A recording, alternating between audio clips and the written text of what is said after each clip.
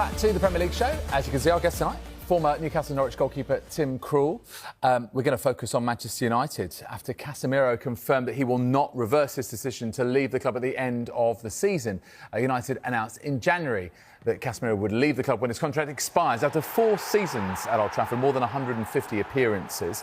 And the reason this has sort of resurfaced is because he's spoken recently, Casemiro, after Brazil's 2-1 defeat by France last night in an international friendly. This is what he had to say. I'm still enjoying it a lot in Manchester. It is huge, the affection that fans have shown towards me. But I do really believe the decision is made and done. I believe it will be some difficult moments, these final games at Manchester United. OK, let's get Tim's thoughts on Casemiro. I mean, obviously, you know, his time at Real Madrid before he came to Manchester United, all of that experience. But do you sense, you know, what he's saying is right? It's the right time for him to go?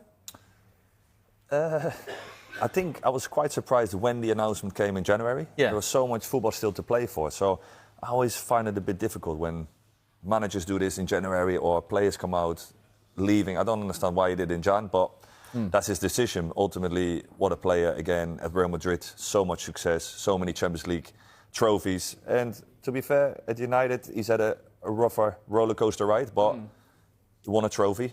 And also, what you forget is the impact he will have on the new generation, the younger players like Mainu, because these kind of players will take so much of this experience, and I'm sure he'll be one of those mentors that will look after this kind of young players coming through. Do you think that that's, I suppose, an underrated success metric for Casemiro? Like, he's won 2 trophies in a United shirt. So, you know, some people would say probably not been the success that United fans would have hoped, given what he achieved at Real Madrid. It's obviously hard to compare to that incredible midfield he was part of with Toni Kroos and Luka Modric. But, you know, the fact that he could provide that mentorship, you know, it's an amazing education for someone like Kobbie Mainoo to have. So is that something that maybe he should value going, yeah, I at least provided that?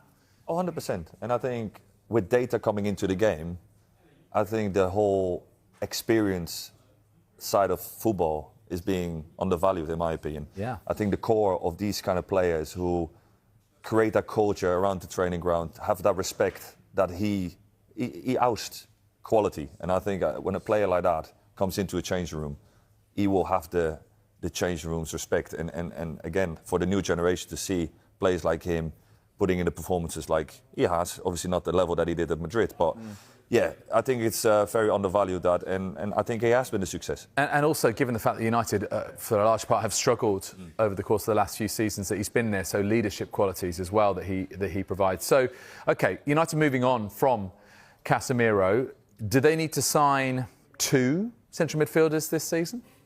Yeah, obviously they have to think about what's next, and there's some top players available in the summer. Are they going to get them? I think there's a lot of suitors out there for the top young players. I mean, you've got, I think they were linked with Baliba, and obviously Elliot Anderson is up there with probably the most elite players at the moment in the Premier League. Talk to me about Anderson. I mean, you know, it's all right playing for Newcastle and for Forest, but what about playing for Manchester United? There's a little bit more weight when you're wearing that shirt, surely. I love watching him play. I think Newcastle were devastated to see him go. A local lad like that, Eddie Howe knew that he would be in the England squad sooner than later. So yeah, again, and he's produced it. I think he went another level at Forest. I think the stats show up that he's in the top 5, if not top 3. Yeah. Top midfielders in the league at the moment. So yeah, I do think he's ready for another step. United. I think also it's be interesting to see what kind of summer he has. Can you see him starting alongside Declan Rice for England in the World Cup? Yeah, I think I love what Tuchel is doing with England. I think that he's got so many top players to choose from, and I think the way the coach is building at the moment, his way or the highway. And I think there's a lot of players who are individually amazing, but they need to fit in that kind of team culture. And Elliot Anderson, I think the levels he produced this season, he's definitely up there that he will make a good stake to be on that plane. Let's talk about another midfielder who, in fact, scored against Northern Ireland in the playoff semi-final last night, and that's Sandro Tonali.